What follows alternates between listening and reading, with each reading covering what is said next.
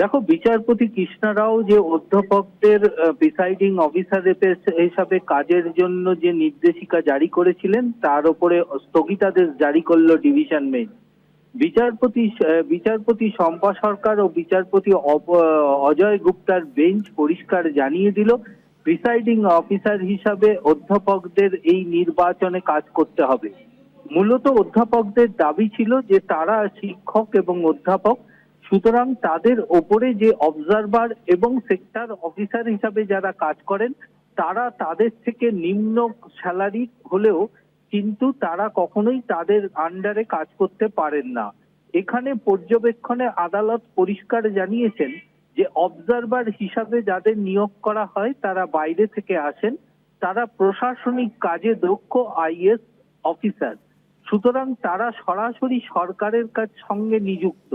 এছাড়াও sector officer হিসাবে যারা কাজ করেন তারা সম্পূর্ণভাবে অবজারভার এবং প্রিসাইডিং অফিসারদের মধ্যে তারা শুধুমাত্র ইনফরমেশনের আদান প্রদান করেন। তারা কখনোই প্রিসাইডিং অফিসারদের বস বা অফিসার হিসাবে কাজ করেন না। এছাড়াও অবজারভারদের যে কাজ সাধারণত হয়ে থাকে তা সাধারণত প্রশাসনিক বিষয়ে তারা পর্যবেক্ষণ করেন, তারা কখনো প্রিসাইডিং অফিসারদের বস হিসাবে কাজ করেন না। তাই আদালত মনে করছে যে এ বিষয়ে তাদের যে আবেদন তা সঠিক নয়।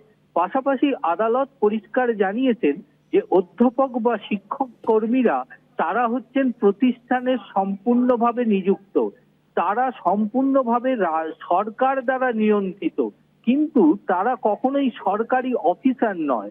সুতরাং এক্ষেত্রে তাদের যে বক্তব্য, তারা সংবিধান মেনে শুধুমাত্র পোলিং স্টেশনের নির্বাচনের দিন শুধু তারা কাজ করবেন প্রিসাইডিং অফিসার হিসাবে, কিন্তু অবজারভার এবং সেক্টর অফিসাররা কিন্তু নির্বাচনের আগে থেকেই তারা নিযুক্ত থাকেন সরকারি অফিসার হিসাবে। তাই ডিভিশন বেঞ্চ মনে করছে যে সিঙ্গেল বেঞ্চের অর্ডার নির্দেশিকা কখনোই গ্রহণযোগ্যতা নেই। তাই একক বেঞ্চের নির্দেশকে স্থগিতাদেশ দিয়ে প্রিসাইডিং অফিসারদের নির্বাচনের কাজে যোগ দেওয়ার নির্দেশিকা জারি করলো ডিভিশন বেঞ্চ।